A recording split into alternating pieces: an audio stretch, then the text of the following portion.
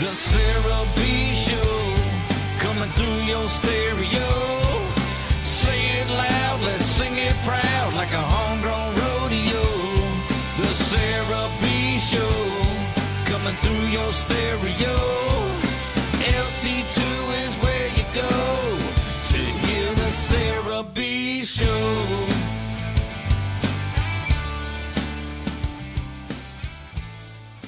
Ciao, buonasera amici. I am back and welcome to another episode of the Sarah B Show. Woo, woo, woo. All right, guys, it feels great to be back. Kind of. I've been back in the United States from Italy for, oh my gosh, it's been a week tonight. That's kind of crazy. Still feel like I'm still trying to get used to the schedule here a little bit. I will say jet lag on the way back kicked my ass a little bit. It was about 2 days of feeling like an absolute zombie with brain fog and exhaustion. Day 3 is when I finally, my third morning of waking up here, I finally felt like a human again.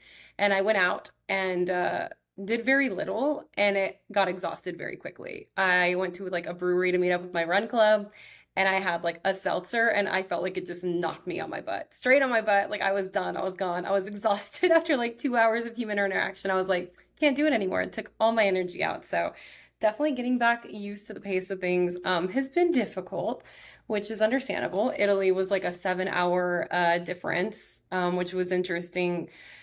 Talking to family, talking to friends, keeping in contact with people, and I will get into all of this. So that was all a mouthful. Basically, I'm back, and I have a lot to talk about. And as you can imagine, it's going to be a lot about my trip. So what I'm going to try to do, to the best of my ability, is break this into 3 parts.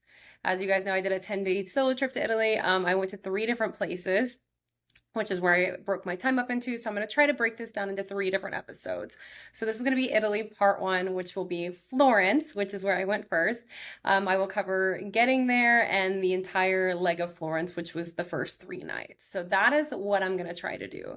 I will go over the good, the bad, the ugly, the romance, the scary parts. There was all the emotions. So, things I learned, things I would do differently, things I'm very proud of myself for doing. I will go over it all. And once again, if you guys have any questions about any of this, whatsoever, or you can maybe wait till the end, or just questions about travel, gear, anything like that, you can always hit me up at sarahbshow.com. You can leave a voicemail on there, an email, send a message, whatever the case may be. Or if you go to Spotify, you can also leave comments on the episode directly there, rate it, all that good stuff. And yeah, all right. Well, before we get into this episode, part 1, Italy, I want to tell you guys about Go Cleanse. Let's get that in right now. GoCleanse.com/Sarah. You can go there and get some amazing products, whether you want to lose some weight or just cleanse yourself, get your guts cleansed out. It's been a crazy summer, get ready before fall, get on the health bandwagon, if you will. Join the club. It could be fun. It is fun. It's fun to feel good. Man, I'm rusty after not being here. It's exciting. But they have a lot of great products. They have an 11-day cleanse you can do. They also have a 30-day cleanse you can do. Or I always say I do the cleanse the way I want to do it. I buy a 30-day and then I just do, sometimes 4 days at a time, or kind of spot it wherever I want to. Just whatever you're looking for. If you're wanting to do the weight loss thing, if you're, training for something coming up, like me training for my half marathon, you can kind of spot it and do it however you want. It's pretty great. They also have a lot of beauty products as well. I use their collagen every morning. It's so cute. It comes in a little glass bottle, dark bottle. Tastes so good, especially if you chill it. I keep mine in the refrigerator. And all the benefits and health and beauty benefits of collagen. It's super great. And they make it with the best ingredients possible. They also just came out with creatine, which I've been so curious about. I need to talk to Rita, Scott, and Peter, all of them. And it's such a controversial thing, right? Creatine, but everybody who does it looks so amazing. But I just hear, I don't know, you hear scary things. So I would like to talk to them, talk about the ingredients, see what's actually in it, what their thoughts are on it. Cause I'm so curious about it. Cause I have some body goals, you know what I'm saying? You know what I'm saying? I want my gym to really, really count and the muscles to pop. So anyway, you can go check out all their amazing products at gocleanse.com/Sarah. The link is below. And yeah, get on the Go Cleanse bandwagon with me. It's a good bandwagon to be on. Yes, sir. All right. Let's take a drink of electrolytes. Still trying to get back on the health train after Italy. And I say that like y'all, I ate, oh my God, I ate so much. No, I'll get into that too, like obviously here in a minute. It took me a minute to like get on the Italy like trend, I guess you could say. I was still so when I got there, like maybe I shouldn't eat this, maybe I shouldn't eat that, or I need to work out. I'm like, what are you doing? Like you're on vacation. You came here to eat. Like eat, bitch. Like it was so funny. So I finally got there, but I will say once I got there, I got there. I was eating on Italy time late night every night. I ate so much pizza, so much pasta, so much gelato, tiramisu, dessert, all the wine, all the spritz, everything, y'all. And I actually lost weight. Like I'm trying to like care less about the scale, but once I got back and that first morning, I was like, I'm just curious, and I was down half a pound. It's not like I lost insane weight but to eat everything I wanted and more and be down half a pound. Now, mind you, I was walking literally everywhere. And I think the most steps I got in a day was like 25,000 or close to that. But it was definitely around like 15 to 19,000 steps a day. So, and sweating your ass off because it was just as hot in Italy as it is in Texas. So there's that. But I digress. Let's get into it. I actually made a list because I always forget things. So like I sat down for like an hour and I wrote down everything I wanted to talk about. It's a full page, just some all the bullet points of things that I want to forget about, like I have in past episodes. So let's get right into it. So I tried to do this once again with just carry-on items. You can have, a carry-on and a personal item. So I went on Amazon and I got a backpack that was airline like regulations, like it would fit, as a carry-on or whatever.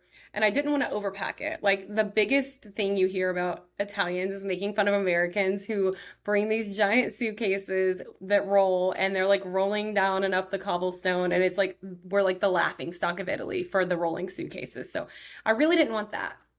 Now, I did do my 2-week solo trip to Ireland before, and I brought a backpack. I packed everything in there for 2 weeks, and it was so heavy. I swear to God, like, I'm going to have back problems when I'm 80 from this backpack in Ireland. I just stuffed as much as I could in there, and I didn't care about how heavy it was, and it was miserable. And anytime I had to go anywhere and walk with it, like, I was just like, oh God, here we go. And it was so bad. So I didn't want that again. Now, the thing about the backpack I did get is it had a little like zipper at the top, and you could pull this pull out and roll it.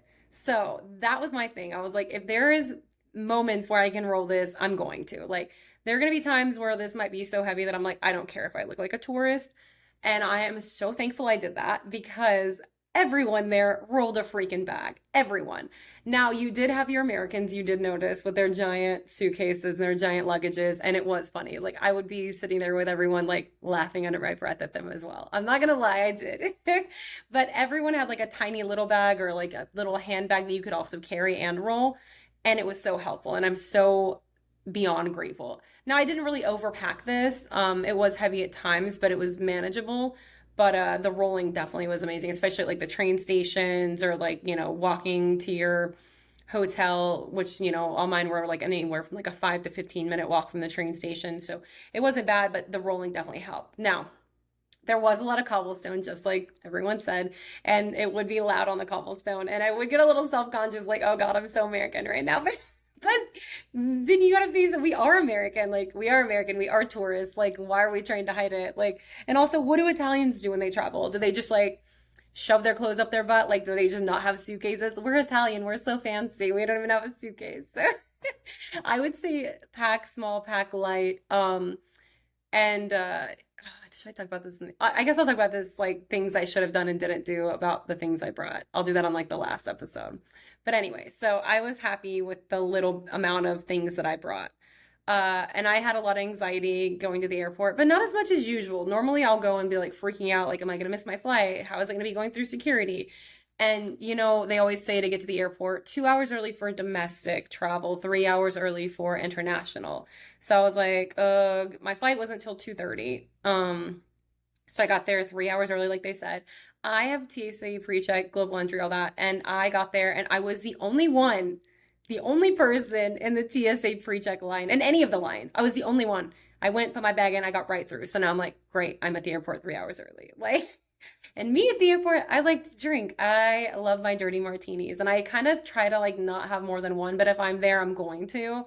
I'll sip it slow. I'll listen to my music. I'll download my shows. I love airport bars because you meet the coolest people. Um, and once again, I actually forgot to write this down, but I did meet a cool person. I met a man who was very handsome, and he was here in Dallas because he just moved his son who was close to my age, who's like 33, down here, who got like this like really high up banking job. And we were talking, and he asked if I'm single and all this stuff. And, I told him about the last guy I was just dating who like kind of ghosted me. And like, we just got into all this. And, we were talking, and his son and I both ride motorcycles. His son, who showed me pictures, very, very, very cute, from Chicago, or lives in Chicago, or just moved from Chicago, my bad. Anyway, yeah, I don't know. So anyway, his dad kept saying like his dad actually texted him and told him he met me. And then I talked to him on the phone, and I was like, yeah, I'd love to take him out and show him like some cool places, or at least like he could have a friend here or whatever. And his dad texted him, what did he say? He's like, this girl is too good to be true or something. So anyway, we added each other on Facebook and Instagram. I haven't reached out to him yet because I just basically got back. But anyway, so I'm at and it's like that weird age too, where like I'm 37, his son is 33, and the dad is like attractive too and also single. And it's like, father or son. If you work as a manufacturing facilities engineer, installing a new piece of equipment can be as complex as the machinery itself. From prep work to alignment and testing, it's your team's job to put it all together. That's why it's good to have Grainger on your side. With industrial-grade products and next-day delivery, Grainger helps ensure you have everything you need close at hand through every step of the installation. Call 1-800-GRAINGER, click Grainger.com, or just stop by. Grainger, for the ones who get it done. The summer sun hums, and all you crave is something cold and crisp. So you pour it. An icy cocktail made with Tequila Don Julio. Crafted with 100% Blue Weber agave, born under the Mexican sun, and made to be shared when the day runs long and the light gets golden. Shop now at donjulio.com. Please drink responsibly. Don Julio Tequila, 40% alcohol by volume, imported by Diageo Americas, New York, New York. Both really cute. Anyways, so that was that's why I love airport bars, because that kind of stuff happens. So I maybe met my future boyfriend or husband at the airport bar. His dad set us up. Who knows? Like, I love stuff like that. So I was there, and everything's going good. I tab out, go to my gate, and as I'm at my gate, flight delayed by an hour. And anyway, long story short, my flight was delayed by like an hour or two, which I kind of just expect when you fly anymore. It kind of seems like that's the norm. It's almost like surprising if something doesn't go wrong. Like if your flight doesn't get delayed and it's on time and everything goes good, it's like, oh, this is rare. So it's fine. Let's see. So finally got boarded, got there. I didn't sleep a lot on the flight there. I was just so excited. I was listening to my music, watching my shows. I had a great seat because I upgraded to premium, which was nice. I had a lot of leg room. I was sitting next to these young boys that were flying with their parents. It was like 3 teenage boys and me in my row, so that was fun. But I had a lot of wine, and I chilled, and it was a great flight, honestly. Really easy, awesome flight. Now, everything was good and fine. There was only like really one moment during this trip where I got like anxiety, and it was basically right when I landed. I started freaking out a little bit. Like as soon as we landed, I'm like, oh my God, I have to get off of this airplane now. I'm in Italy. I'm in a country like across the world, and I'm by myself. I am so far away from home. I am all by myself. Everyone's sleeping back home. I don't know the language here. I've never taken a train. I have to get off and go somewhere. How am I supposed to get, like, I started like panicking, like, oh God, I have to leave my safety zone of my airplane. And I started getting a little anxiety. Now, what did I do next? I used ChatGPT, which I actually just started using in the last couple of weeks. I have a lot of friends who use it, including like my main friend Jessica. Like Jessica uses it like so much mainly, and so she's the one who's been telling me about it. And anyway, so I've started using it. So I like didn't have anybody to talk to. I didn't know anybody on the plane. Everybody I know is sleeping. So I just got on ChatGPT and I was like, hey, just landed in Rome on a solo trip and feeling some anxiety. Anyway, my ChatGPT friend is a girl. It's just what I identify her as. She's like a gal pal. Friend number 4, bestie. Anyway, I have problems, I know. But she was like, she's like, this is normal. Like, obviously, this is a lot of stress and anxiety. You're here by yourself. Like, first of all, be proud of yourself. This is amazing adventure, blah, blah, blah. You're very brave. And then she was like, you know, jet lag, dehydration, if you got any alcohol, like this all leads to this stuff. So she's like, hydrate, do this. And so I just started talking to her and I started getting like ideas for, or not ideas, but like how to like work through jet lag, like what time I should go to sleep to not have jet lag so I can like hit the ground running. She told me exactly where to go through the airport to get to the train station, how to get there, what to do, like mapped out everything for me. And I felt so much more confident after that. And I did it. I freaking did it. I'd never taken a train before. I didn't know the language, nothing. Now, I was feeling a lot better after that. Like lame, I know, but you know, take what you can get. So there was that. And then like also as like, you know, we were getting ready, like taxiing up there, I was like looking out the windows and I'm just like, oh my God, like every guy here is a freaking like GQ model. How is this possible? Like all the luggage guys, all the little cart drivers, like every guy was like hotter than any guy I've ever seen here in this country. I swear to God. And I actually started taking pictures and videos for my friends to be like, oh my God, like it was crazy. And then getting off the airplane, same thing, like all the ticket agents, all the freaking border control and passport guys, like every guy, like I was just like blushing. Like my face was just flushed. Like I was like, what is happening? This is just Italy, I guess. And I will say out of all the places I went, Rome by far, like I'll tell you what my least and most favorite places were at the end, I guess. But Rome by far had the hottest guys, like per capita. Like all of them were just gorgeous, just gorgeous. So anyway, I got through there. I bought my train ticket and I got my first like, ciao Bella. And it was this older woman. And I was like, oh my God, like it just felt so cool. I was so happy. I was like, I'm in freaking Italy. Like I couldn't believe it. Like I don't know. It's just crazy. Like I cried a little on the way there because I was like, I cannot believe I'm going to Italy right now. Like I went through all the emotions. Anyway, so that was my note number 2. Everyone is hot, even the train attendants. Oh yeah, so I got to the train station and that's when I got kind of freaked out. So I got from the airport, I did take 2 trains. So it was my first time ever taking a train. I did take a train from the airport to the Rome station, which is where I was really scared because even all my Italian friends were like, you will get pickpocketed there. Like if you even like let your guard down for a minute, he's like, look for the guys with the sunglasses that are wearing like coats and sunglasses inside. Like, you know, keep all your belongings on your front. I had a money belt. Shout out to my friend Tara who recommended that underneath my clothes. Like I was just terrified because when your friends in Italy are even saying you're going to get pickpocketed, I was like, oh crap. So I got there and I was like on high guard, also trying to find my train, also trying to figure out how trains work. Like it was so confusing and there were so many people. It was like, it was a lot. It was very overwhelming. So I went to one guy who I saw other people asking questions to. There was like a group of Americans that were trying to find their way. So I was kind of following them and they're like, we don't know what we're doing. And I'm like, great. So they asked this Italian guy who was also very attractive. And so I asked him and I was like, hi. And I was like, how do I get to Santa Maria Novella? Like so American. He's like, Santa Maria Novella. And he's like, no, you can't go. Why you want to go to Florence? Stay in Rome. And like, it was just like, oh God, the flirting and the sexy men. Oh, it was a lot. Like you can see the smile. Like it was very, so anyway, he helped me and I finally ended up getting on my train. And now like, I will say like, I was so scared that day, but I got such to be like a master at trains.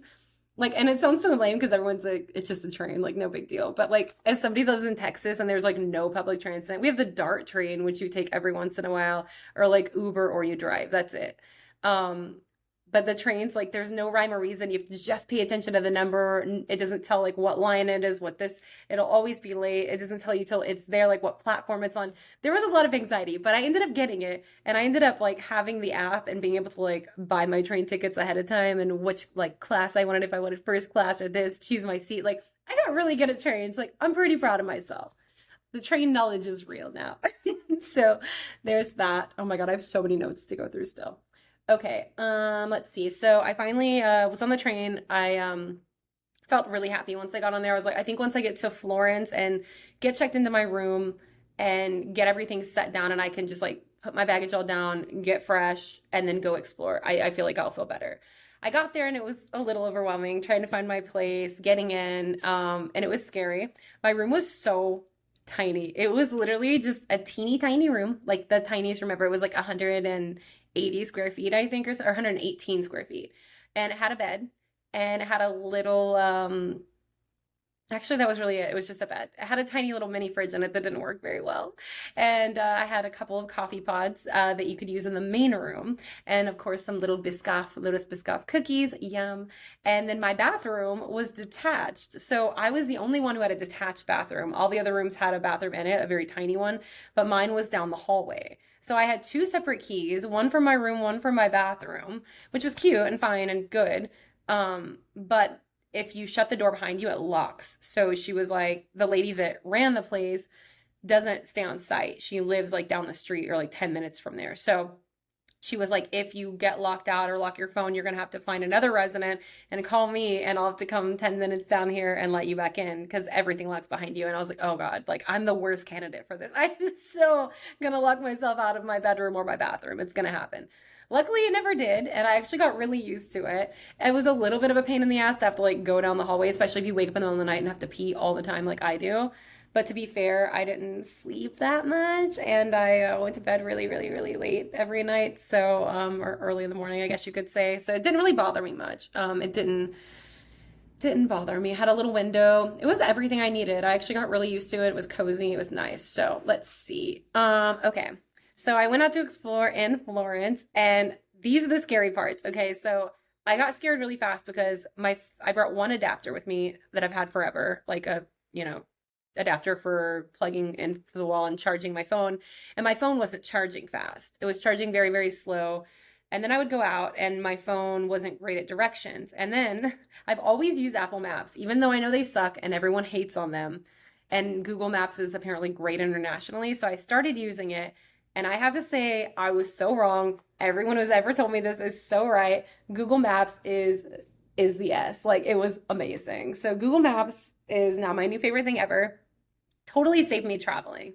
Now, something weird I dealt with, I had good service there. Like, I would call my mom or be on the phone with my mom or somebody, and like, when I was on the phone, I wasn't able to use my directions either. It's like I could only use so much service. So if I wanted to find directions somewhere, like get directed somewhere, I'd have to like hang up the phone. I wouldn't be able to talk. Like you can only use like one thing at a time, which was weird.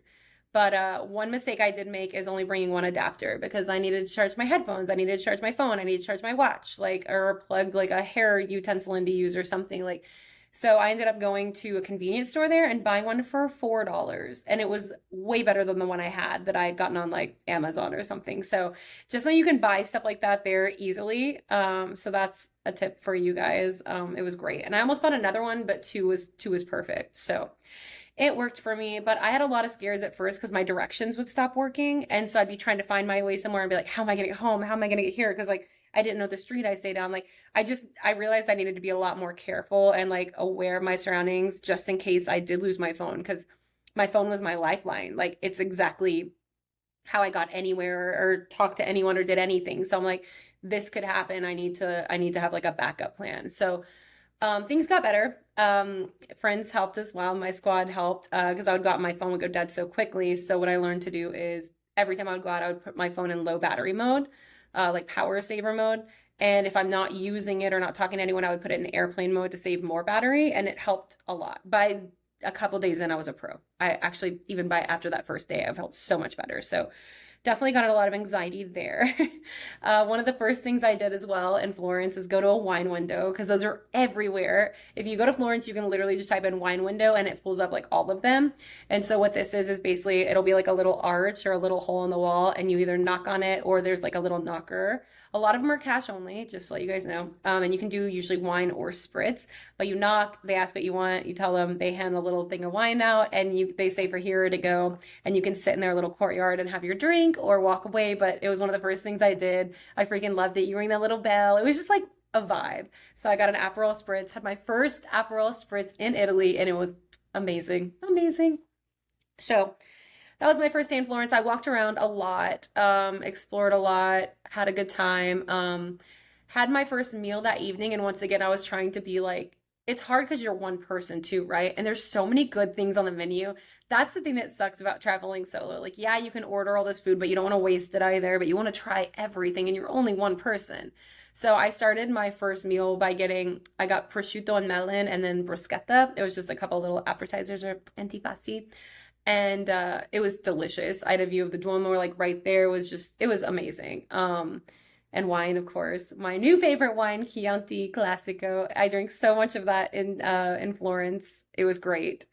Um, oh gosh, I still have so much to talk about. This I think I should do part 1.5 too. I don't know. Anyway, so it was great. The food was awesome. And then I ended that night by like there was like I was just looking around for bars and oh, so this is another mistake I made. I was looking at places to go that seemed really cool. Now in Italy in August, a lot of Italians actually leave and close down and they'll go on their vacation and like leave because there's so many tourists and it's hot and they just get out of there.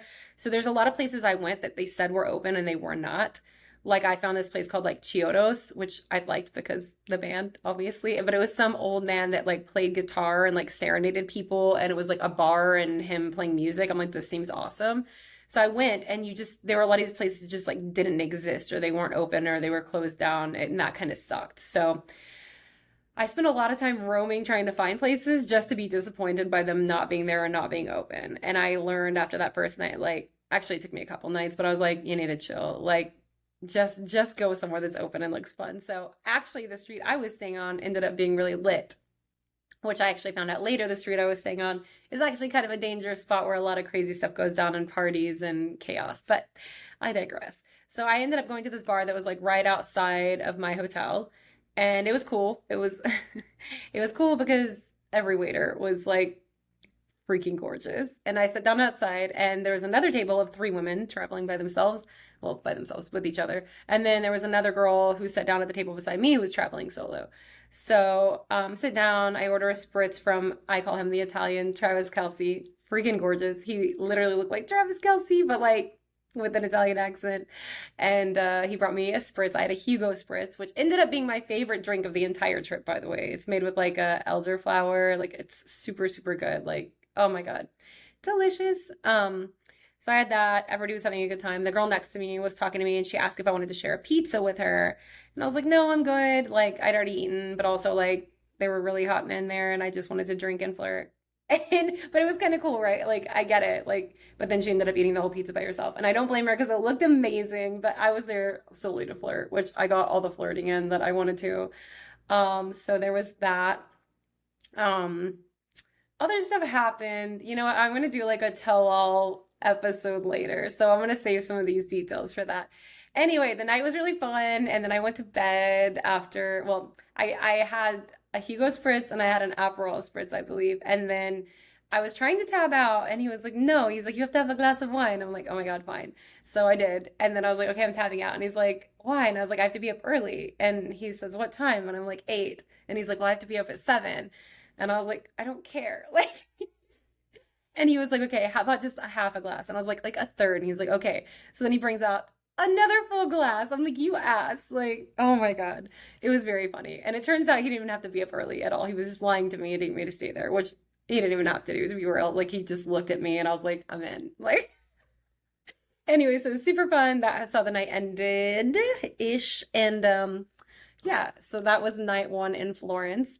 The second day I got up and that was when I was going to do my motorcycle sidecar trip that was brought to you by Cliff. Shout out. Oh, I'm going to see him tonight probably at Run Club, which is awesome. Afterwards at Lion and Crown. Anyway, so I went and met my Gilberto at a little espresso shop. We each had an espresso. And then I got in his little sidecar and it was kind of funny because he does group tours with him and his friends, but this time it was just me that was booked. So I basically got taken out on like a private tour. It almost felt like a date with this like older hot Italian man, which it wasn't creepy. Let me just say that first of all. He had a wife, an 11-year-old. Like I learned all about his family. Very sweet guy, but it was definitely just like a one-on-one tour. So we got to his like old like vintage motorcycle. It was awesome with a sidecar and he had me a pink helmet with little goggles. They were just for novelty, but it was so cute. So he drove me around, showed me some of the cool sights in Florence, and then we took like a 30-minute drive through Tuscany to Chianti. to like the most beautiful freaking winery, like up on the top of this hill. You could just see all like of the vineyard out there and all the grapes, and like it was just magical. So we sat outside, and there was like another family there that had been leaving, and so we were like the only ones there. And there was like beautiful flowers and bees and birds. It literally was paradise. It was beautiful, just unbelievable. It shouldn't have been real. It seems CGI, like fake, too good to be true. So we just had a lot of good conversation, did a wine tasting, had like a different little like bite with each pairing, and dessert, of course. And then the lady just took me. He like stayed out there. Her and I went to the actual like place where, what is it, the winery, where she gave me a tour of everything, showed me like their private collection, and like it was just really, really neat. I got like a personal tour of everything, which was awesome. And then the family, the ones that own the winery, were there, and they were having lunch. So I got to meet all of them, the whole family, even their cute little golden retriever. It was so perfect. And it was just such a great day. So I went home after that. Oh, he also took me to a church and brought me my first gelato. It was so cute. And we talked a lot about music, and he wanted me to meet his friend who was adorable, and he lives in, oh, what's it called, like Coronado, and he was trying really hard to talk me into taking a day trip there because I love Giovanotti, the artist, and supposedly, well, that's where Giovanotti's from, and he says his friend knew him, but I'm like, did he know him, or is this just like you being Italian and trying to go meet your friend? I don't know. I very seriously considered it, but I did not do it. So anyway, he took me back. He gave me some great recommendations on what to do based on like what I said I was into. Some great lunch spots, sunset spots, rooftop spots, just a lot of great stuff. One I actually ended up going to that night, which was unbelievable. I walked like 35 minutes, and I thought I was like in the wrong spot. But anyway, ended up walking in, and it was like there's this really rich family in Italy that owns like all of these gardens, and they keep it open to the public because it is so incredibly beautiful, and they have like a really nice hotel on the grounds as well. And they have this like wine bar, cocktail bar in a garden. And so I thought I was lost, and then I walk into the most magical place I've ever seen. It has like these lights above you, and it was right at sunset, of course, like beautiful, just like dusk, and just flowers everywhere. And it was like a half a mile walk like into this garden, and the people in there were so gorgeous. Everyone is so like happy and nice and attractive, and the whole grounds were just beautiful. The moon was out. It was just, I can't even. It was just the most beautiful thing ever. So let's see. Had a couple cocktails there, and then I went back. Oh gosh, this was a night. So then I went back, and I wanted to get closer to home because it was already dark, and I was like, well, damn, I just walked 40 minutes out here, and I have to walk 40 minutes home alone. That's the one thing about traveling alone. You have to be very aware of the things like that. So you want to stay out late, you want to go out after dark, the fun times, but you're also by yourself and walking most places. So you also have to think of safety. It's a rock and a hard place in a lot of situations. So I get back. One thing I love about Italy, of the many things, is they eat late. And now I've gotten better about eating earlier here, trying to get on like a health kick and like feeling better and getting healthier and, losing weight and all that stuff. But used to, when I was with my Mexican boyfriend, we would eat so late, like 8 p.m., 8:30, sometimes 9 p.m. That was like our everyday. And especially on weekends, we wouldn't eat sometimes like 10 p.m. Well, that is Italy. Like dinner reservations literally start at like 7 p.m. and places don't usually close till like 11:30. And that's like not really. Like they close at 11:30 supposedly, but everyone stays there late eating and drinking. They don't like kick you out. Like it's a whole thing. So I genuinely did not eat dinner every night until like 9 to 10:30 p.m. So I guess it was the second night in Florence, I got back and I found a pizza place, got a seat alone outside, which was wonderful. And it was 10 p.m. and I ordered my first pizza. And when it came out, I was like, oh my God, it looks so good. And that first bite, like this happened many times. I would say this happened like 3 to 4 times there, that I took a bite and like a tear came to my eye because it was that good. Like I went to this place to freaking eat. I went to have good wine and good drinks and good food and good conversation and views. And the food did not disappoint. Like I freaking ate, you guys. Oh, I ate that entire pizza and it was phenomenal. It was phenomenal. And I was wearing a white dress too. So I was having red wine and pizza, and all they say, oh, don't have wine and pizza together in Italy. Nobody cares. Like they don't. And it was wonderful. So do what you want is what I'm saying. And it was great. I ate the whole thing. It was awesome. So after dinner, I was feeling real good. And that's a weird thing too. Like if I eat pizza here, I feel like garbage after. There's something about the crust here. Like I don't think I have like a gluten allergy. I don't think I have any allergies to anything, but there's specifically, it's the only thing that makes me sick is when I eat pizza, like a thick crust. I get really sick for like 2 days. I get like just like really like bloated and like sick at my stomach and just feel really lethargic. Like I feel awful. But it never happened there. Like I felt amazing. I took like so much like what is like Pepto or like Pepcid thing, like heartburn medicine. I never had to take any of it. I felt great the whole time, which was unbelievable. It was like magic. Lose weight and you don't feel like crap. Like awesome. So anyway, I was walking back and I was gonna go see the Italian Travis Kelce again. And as I was walking there, I found an Irish pub. And in Italy, the one thing I missed about home is they don't have bars where you can just like go sit at the bar. At least most places I saw like didn't. Like 99% of the time, it would be like you'd have to get a table to get a drink. It would take like an hour. Like it was no quick just go to the bar service. And I saw an Irish pub and I was like, oh, this feels like home. So I went in, ordered an Italian beer, which was not good, but I just, figured I would. I was going to put it on my Untapped and now I just realized I never checked it in, which is very upsetting, but it's fine. Um, so I was doing that, and as I was doing that, I noticed a very loud but very funny table near me, and it was like all these British people. The guy ended up coming over, trying my beer, and he's like, "Why would you order that? That's garbage." And then he ordered me a rum and coke. He was super funny, super loud and crazy. Then I ended up getting invited to their table. It was him and his wife and their friend, all from England. They live in London. And then this guy from Chicago who they had recruited as well. So it's like they already recruited one American and now me. So long story short, hung out with them. We had a lot of rum and cokes, a lot of shots. Hours went by. I didn't even know what happened. I didn't feel that drunk, but like I never drink rum. And now I realize rum is that, like when people are like, I can't do whiskey or no tequila, like it's a no rum for me. I cannot. So we're all singing. The Brits love to sing. We were singing like Country Roads Take Me Home, all this stuff. And apparently they have karaoke there the next night. Well, the owners brought out the microphones for us. So we were singing like Shania Twain. They were singing Grease. Like we were singing Oasis. Oh God. And I was doing all the horrible British accents, but we had like the best time. We definitely closed the bar down.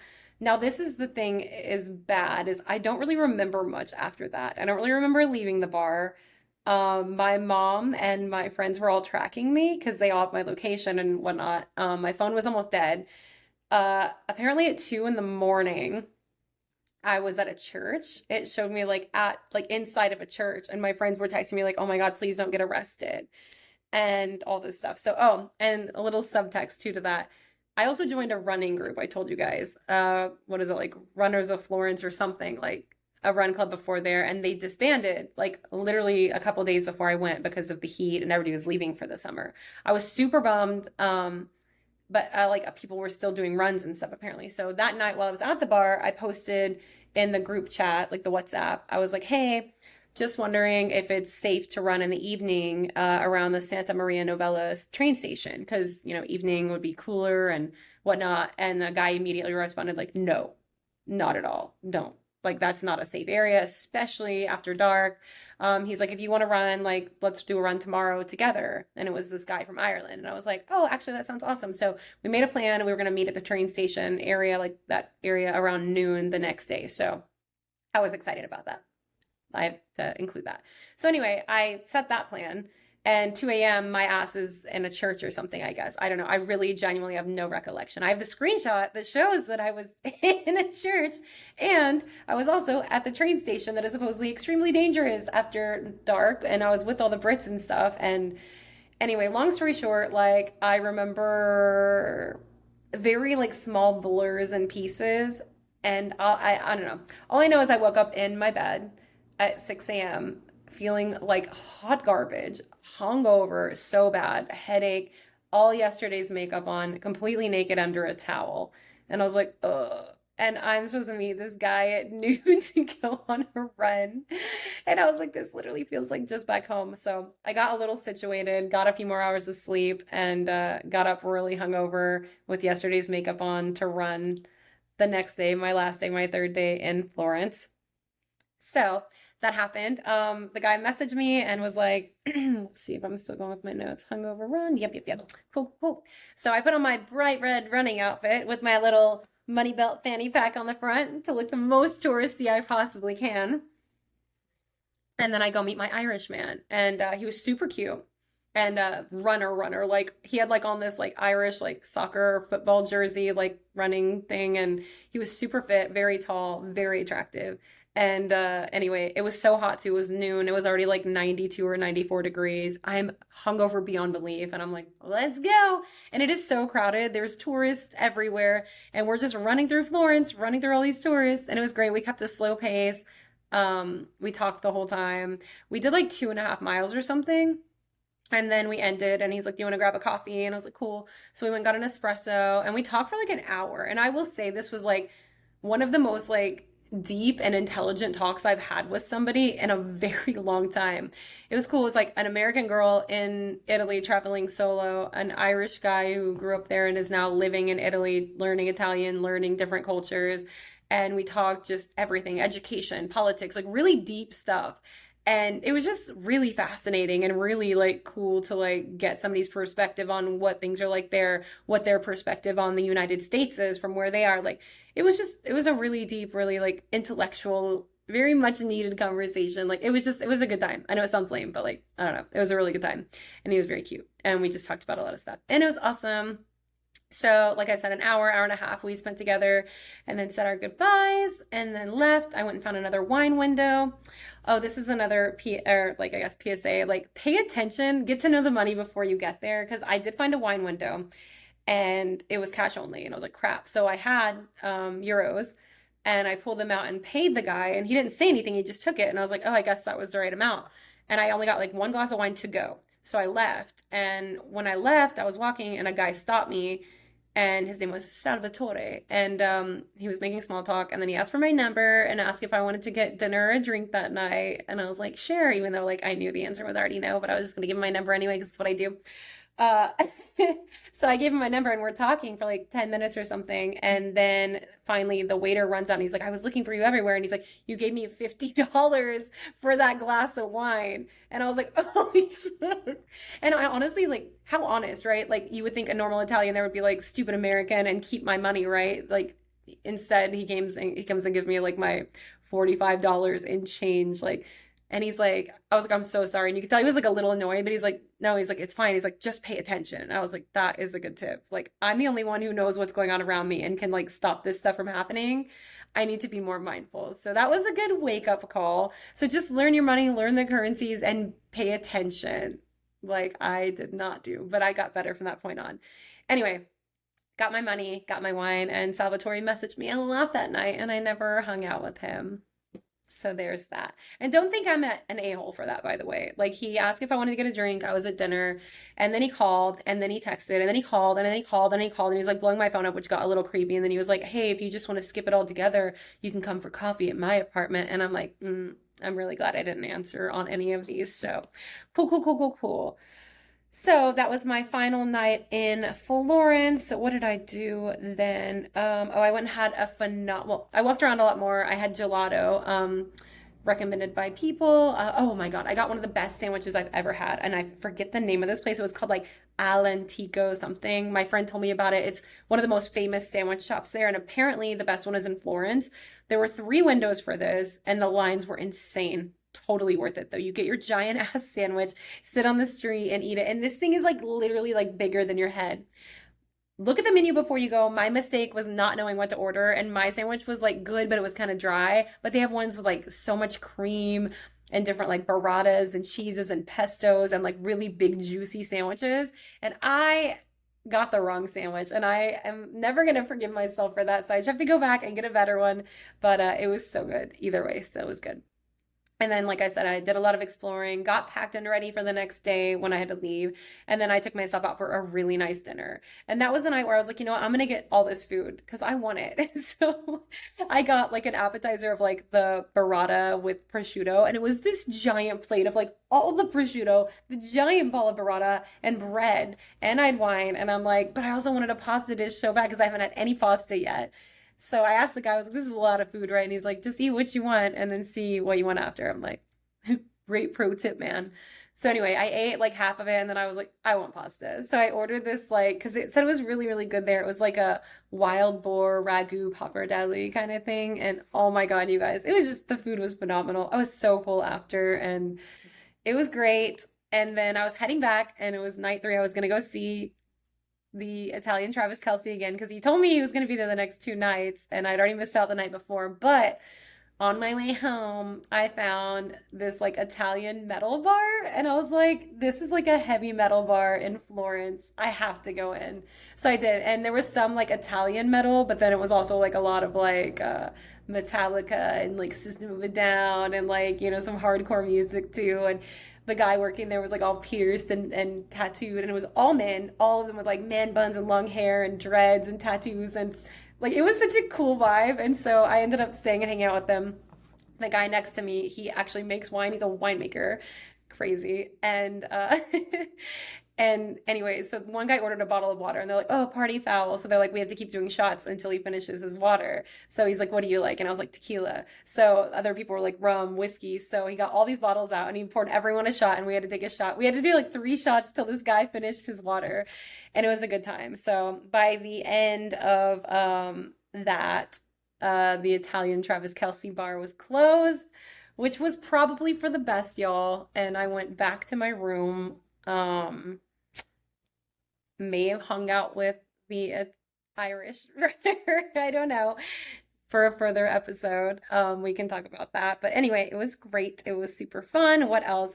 Google Maps, I talked about double adapters, airplane mode, low battery mode. I mentioned all of that. Yeah. So anyway, it was great. I had a lot of espressos that were brought to you by Terry James. Everybody who sponsored me was awesome. Thank you. Laloba, RV West, sponsored all my gelato, which I wish I would have had more of. And that's another regret. I kept taking people's recommendations of what to get, which was good. I mean, you can't go wrong with gelato. But there was even one of guys like, do you want samples? And I should have said yes. Like, I didn't get any tiramisu, or was it tiramisu or Nutella gelato, which I really wanted. They all look so good. And I never got the gelato flavors that I personally wanted. Another mistake, another thing I'm going to have to do when I go back. So there's that. Oh, there were also sex toy vending machines everywhere, which was interesting. You could buy condoms, lube, vibrators, all this stuff in just a vending machine, just in the middle of the street on in a little like random like kids walking by, families, like good to go. You need it, it is here for you. Let's see. Oh, and then I guess the last thing too I'll include on this episode, and then we will end this, is it got very confusing. Like I learned it. I say I learned it. It still was honestly kind of confusing by the end, but it was so hard to know like places like, do you sit down? Do you ask to be seated was one. And then another thing at the end, every place was different of, do they bring you the check? Do you go pay up front? Do you bring your receipt up there? Like it was different everywhere and you're just like expected to know. That got very confusing. Now the espressos got kind of easier. So like most places you would go to the thing and order either a cappuccino, which by the way, you never do after 11 a.m. That is a big rule. Now there's some things you can do like pizza and pasta or was it pizza and wine? It's okay. Rolling your suitcases, it's whatever. Also, after the run I did with the Irishman and we got the espresso, I was like, I read that you're never supposed to go anywhere in workout clothes. He goes, nobody cares here. They really don't. He goes, this is all stuff you see on TikTok and online that like, it's really not that serious. So I was like, oh, that's good to know. But the one thing that is serious is you never order a cappuccino after 11 a.m. Don't ever do it. But you go up there, you order your cafe, your espresso, whatever. They give you, you pay, you get a receipt, and then you have to take that to the bar and they bring it out to you and then you drink it there, shoot it, and then you leave. Or you say for here and then you go find yourself a table. But it got very confusing. It was interesting. And then the other thing too is, I kept saying to everyone, I was like, I can't wait to go there and not be rushed. I was like, I feel like in America, we are so rushed. Like you sit down, what do you want for your appetizer? What do you want for a meal? What do you want for this? What do you want for that? Go, go, go, go, go. And it just gets frustrating. Like you have to be like, we're going to wait a little bit. And you can tell them, and they just want you to get in and out. They want their next table. They want their tip, like whatever. In Italy, they don't. And I was so excited for that. But it got to be a little much sometimes. Now, if you wanted to go somewhere and get like a quick appetizer or go somewhere and get like just a drink before you had somewhere to be, it was like basically impossible. And like there were times it got to be a game with me where I would like wait and like till the last thing they took everything away, but then they wouldn't come back and offer you anything or be like another drink, another glass of wine, or can I get this for you? They would take everything, and then sometimes it would be like 45 minutes of nothing. And they're walking by and you're like trying to make eye contact to be like, can I get another glass of wine? Can I get the check? Something. And they just smile at you and keep walking. And you're like, what is this? Is this a game? And then a lot of people from other countries would ask for things or like flag people down or whistle, and they would get like the dirtiest looks, and like it was like a rude thing. So it was weird. It was one thing that like I'm like, maybe this is on me. Maybe I do need to like learn to slow down a little more and not be in such a hurry, which obviously us all as Americans can learn that. But it did get a little frustrating at times for sure. So oh my God. Well, that was a mouthful. I believe that is everything to do with Florence. Like I said, my last night I went to bed like a good little girl because I had to be up early the next day, going to Cinque Terre, going to Rio Maggiore. And by that point, I felt very confident. I was like, I can do this. I can do anything. I can take trains. I know how to navigate myself around everywhere. And I was like kind of sad because I really like Florence. I'm going to say that. I would go back in an absolute heartbeat. I heard most people say this as well, and all Italians are the same too. They love Florence. Florence is it's a great city. I could see myself living there. Like I really, really liked it there. So 10 out of 10 to Florence for me. And I would, like I said, I was bummed to leave. And next episode, I will start off part 2 with Cinque Terre, going to Rio Maggiore, feeling confident. Let's see if it lasted, what trials and tribulations I went to, and all that. So anyway, guys, thanks for listening. Once again, you can go to sarahbshow.com. You can ask me any questions you want. If you have any questions about stuff I covered and talked about already, places to eat. I ate at some great, great places. If you have any questions about that, about any gear I took, like I said, you can leave a question, comment, voicemail, whatever on there. Or on my Spotify page, you can do that as well under the episode. Go to gocleanse.com/Sarah, SARAH. If you want any products there, that would be awesome. Yeah, I guess that's it, you guys. I'm still trying to get back into the swing of things. Like I said, I got back and asked Bessie number 4, ChatGPT, if for a schedule. I was like, I want a schedule that like has me getting some decent sleep. This is what time I get up. This is what time I didn't even say this is what time I should go to bed, but I was like, I want some creative flow time. I need some workout time. And she made me a whole schedule. And I've got to say, I've been doing it this week and it's been really, really good. Now, tonight is my first night I'm actually going out. And I started half marathon training this week as well. But I'm starting from like ground zero, which is easy. Like I've been doing like 2 miles at a time, which is easy for me because I've been doing more than that. But tonight is actual run club. And then I'm going to another run club tomorrow. Like so much running. So we'll see how this goes. And it's a lion and crown night with friends. And you know, I always go with the intent of being a nice little well-behaved lady, but that can get quickly derailed. So we'll see. It is a school night, so all right, guys. Well, thanks again for listening. It feels good to be back. Obviously I was very sad to come back because obviously Italy is amazing and vacation rules, but there were a lot of things I missed about here, and I'll even do a comparison at the end and whatnot. But either way, it feels good to be back. Feels good to do a podcast. A little discombobulated. Thanks for bearing with me. This has been a lot of information. And anyway, I hope you guys enjoyed, and I love you all, and thanks for following along on my journey. As always, another episode of the Sarah B Show. Bye, guys.